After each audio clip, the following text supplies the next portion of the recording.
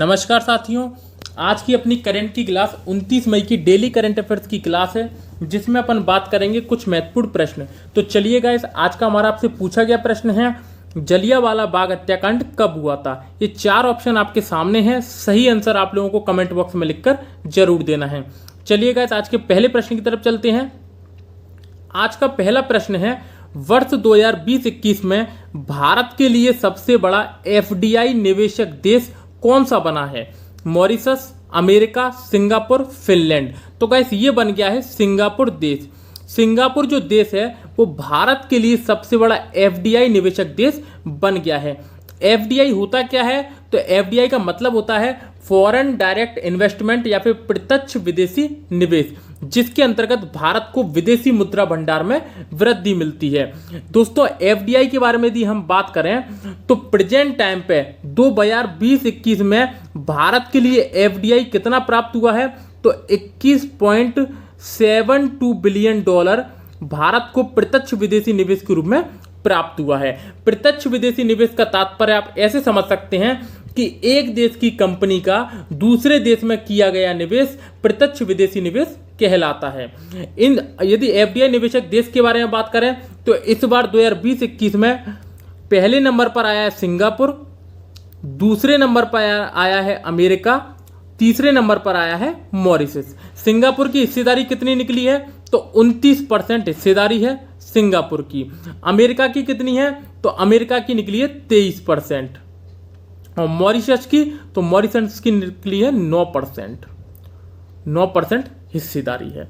तो ये दोस्तों सारी बातें आपको याद रखना है। यदि दोस्तों सिंगापुर के बारे में बात आई है तो सिंगापुर के बारे में अपन कुछ बातें जान लेते हैं। चलिए दोस्तों सिंगापुर के बारे में बात कर लेते हैं। तो ये है अपना सिंगापुर, जिसकी राजधानी है सिंगापुरी सिटी।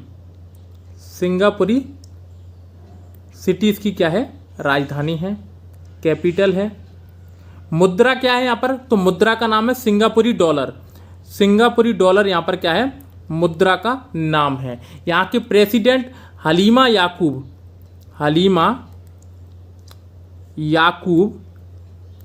यहाँ के प्रेसिडेंट हैं। और यहाँ के प्रधानमंत्री तो ली सीन लुंग यहाँ के क्या है? प्रधानमंत्री हैं। ली सीन लुंग यहाँ के क्या है?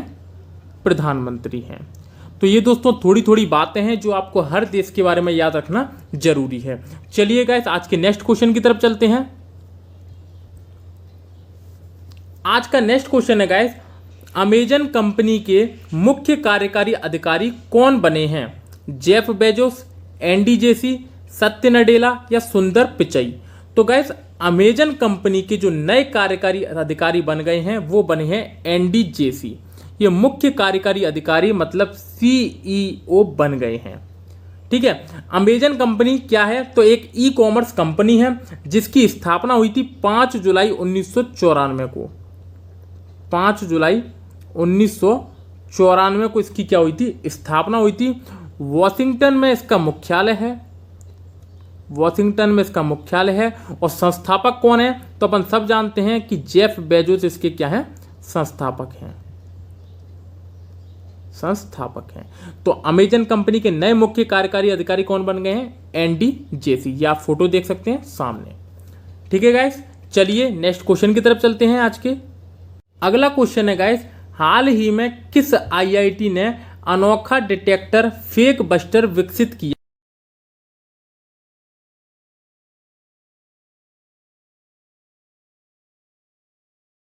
द्वारा आईआईटी रोपड़ ने एक अनोखा डिटेक्टर फेक बस्टर विकसित किया है। ये काम क्या करेगा? तो दोस्तों किस किस ने इसको तैयार किया है? तो आईआईटी रोपड़ ने ऑस्ट्रेलिया के मोनाश विश्वविद्यालय के साथ मिलकर एक ऐसा डिटेक्टर लॉन्च किया है या विकसित किया है जिससे कि ये पता चल सके कि जो सोशल मीडिया पर किसी को बदनाम करने के लिए जो हेरफेर किए जाते हैं या चेहरों की अदला बदली की जाती है उनका पता लगाया जा सके। या फिर कभी कभी कोई वर्चुअल कॉन्फ्रेंस करते हैं तो उसके बीच में कोई धोखेबाज आदमी आ जाता है तो उसको भी पता लगाने के लिए इसका प्रयोग किया जाएगा। तो इसके जरिए दोस्तों उन लोगों का पता लगाया जा सकता है। तो आईआईटी रोपड़ ने इसको तैयार किया है। तो इसको दोस्तों याद रखना, ये फेक बस्टर किसके द्वारा तैयार किया गया है? आईआईटी रोपड़ के द्वारा। चलिए गाइस नेक्स्ट क्वेश्चन की तरफ चलते हैं। नेक्स्ट क्वेश्चन है गाइस, हाल ही में इंटेलिजेंस ब्यूरो और रिसर्च एंड एनालिसिस विंग के निदेशकों का कार्यकाल कितने वर्ष के लिए बढ़ा दिया गया है? 1 वर्ष, 2 वर्ष या 3 वर्ष या 4 वर्ष? तो गाइस यहाँ पर अपना सही आंसर हो जाएगा 1 वर्ष। 1 वर्ष के लिए आईबी और रॉ के निदेशकों का कार्यकाल बढ़ा दिया गया है। अब ये 30 जून 2022 तक अपने पद पर बने रहेंगे।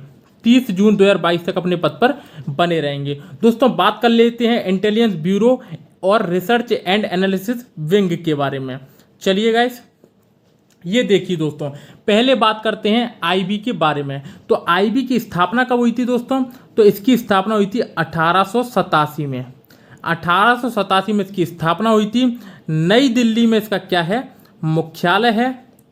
नई दिल्ली में इसका मुख्यालय है और इसके अध्यक्ष हैं या इसके निदेशक हैं अरविंद कुमार। अरविंद कुमार इसके क्या हैं? निदेशक हैं। अब इन्हीं का ही कार्य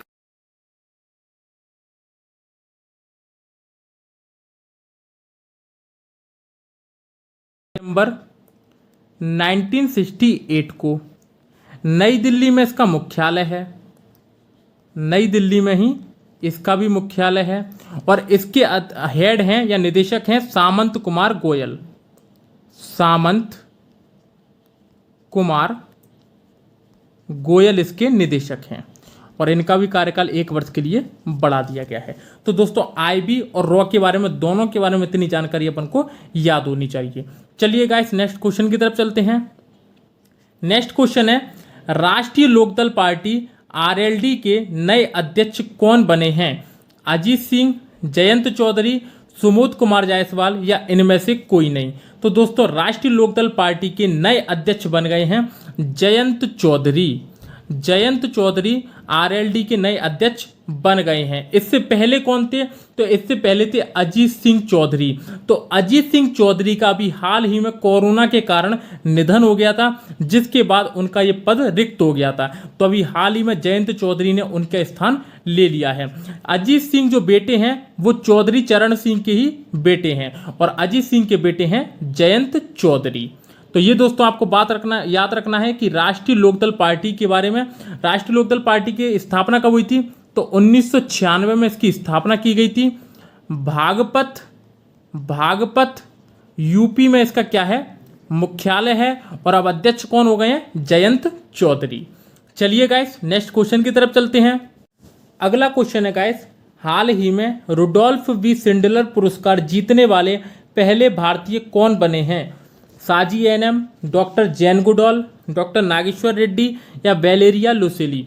तो गाइस ये बन गए हैं doctor Nageshwar Reddy. Doctor Nageshwar Reddy Rudolf V Schindler पुरस्कार जीतने वाले पहले भारतीय बन गए हैं। तो दोस्तों इस प्रश्न पर लगा लेना आप मोस्ट आईएमपी, जरूर ये आपसे पूछा जाएगा आने वाले एग्जामों में। तो दोस्तों बात कर लेते हैं रुडोल्फ वी सिंडलर पुरस्कार के बारे में। तो ये दिया जाता है ASGE के द्वारा। ASGE के द्वारा। इसका full form American society for gastro intestinal endoscopy. क्या फुल फॉर्म है इसका? American society for gastro intestinal endoscopy. इनको ये अवार्ड दिया गया है मेडिकल क्षेत्र में इनके द्वारा किए गए उत्कृष्ट योगदान के लिए। तो ये दोस्तों आपको बात याद रखना है। बात करते हैं साजी एनएम के बारे में। तो इनको दिया गया था भारत जैव विविधता पुरस्कार। कौन सा? भारत जैव विविधता पुरस्कार इनको दिया गया था।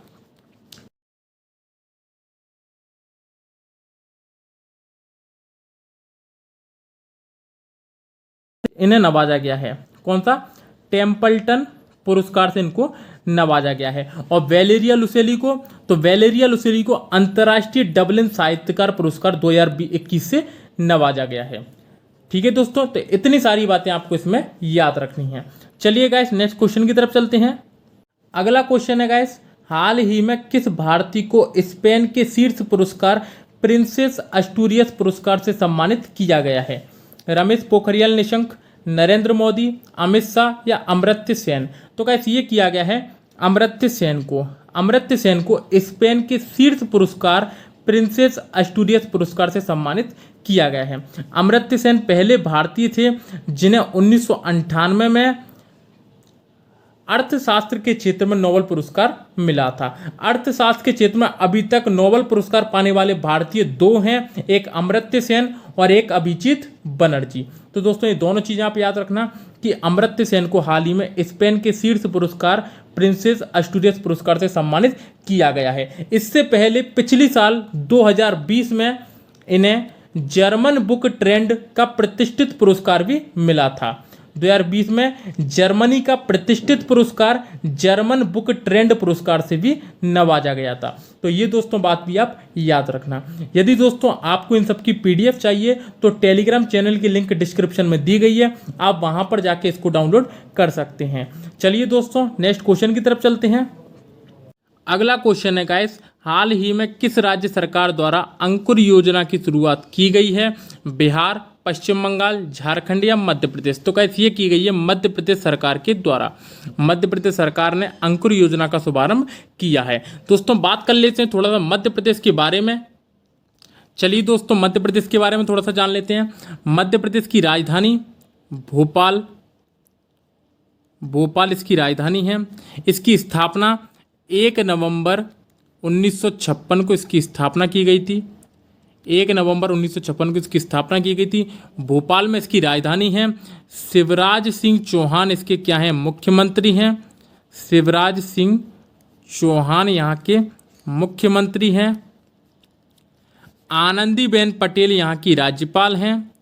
आनंदीबेन पटेल यहाँ की राज्यपाल हैं। लोकसभा की सीटें यहाँ पर 29 हैं। राज्यसभा की सीटें यहाँ पर 11 हैं। विधानसभा की सीटें यहाँ पर 230+1 हैं। ये दोस्तों आपको बात याद रखनी है। तो चलिए दोस्तों नेक्स्ट क्वेश्चन की तरफ चलते हैं। अगला क्वेश्चन है गाइस, हाल ही में देश की प्रथम महिला फ्लाइट टेस्ट इंजीनियर कौन बन गई हैं? आश्रिता, प्रीति भार्गव, सुरेखा शर्मा या इनमें से कोई नहीं? तो गाइस ये बन गई हैं आश्रिता। आश्रिता देश की प्रथम महिला फ्लाइट टेस्ट इंजीनियर बन गई हैं। तो ये दोस्तों बात आपको याद रखनी है। चलिए गाइस अगला क्वेश्चन है गाइस, हाल ही में चर्चा में रही कू ऐप को कब लॉन्च किया गया था? 2020, 2019, 2021 या 2018? तो गाइस ये किया गया था 2020 को। 2020 को कू ऐप को लॉन्च किया गया था। कू ऐप चर्चा में क्यों आया? दोस्तों अपन जानते हैं कि 26 तारीख को इंस्टाग्राम, फेसबुक और ट्विटर के बंद करने की बात चल रही थी। तो ट्विटर का एक देसी उपकरण है या फिर देसी ऐप है कू ऐप।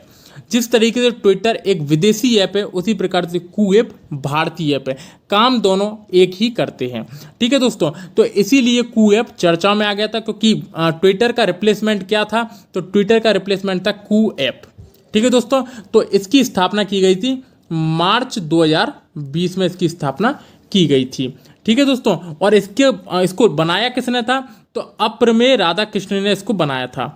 अप्रमेय राधा कृष्ण ने इसको बनाया था। तो ये दोस्तों सारी बातें आपको याद रखनी है। चलिए गाइस नेक्स्ट क्वेश्चन की तरफ चलते हैं। ये है दोस्तों कल का हमारा आपसे पूछा गया प्रश्न, किस स्थान को भारत का कैथेड्रल शहर कहा जाता है? बनारस, कांचीपुरम, मदुरई या भुवनेश्वर? तो दोस्तों इसका सही आंसर हो जाएगा भुवनेश्वर। भुवनेश्वर को भारत का कैथेड्रल शहर कहा जाता है। आईएमपी क्वेश्चन है दोस्तों, इसको याद रखना। तो यदि दोस्तों वीडियो आपको अच्छी लगी हो तो वीडियो को लाइक कर देना, चैनल को सब्सक्राइब करने देना और शेयर करना ना भूलें। चलिए दोस्तों कल फिर मिलते हैं नेक्स्ट क्लास के साथ, तब तक के लिए धन्यवाद।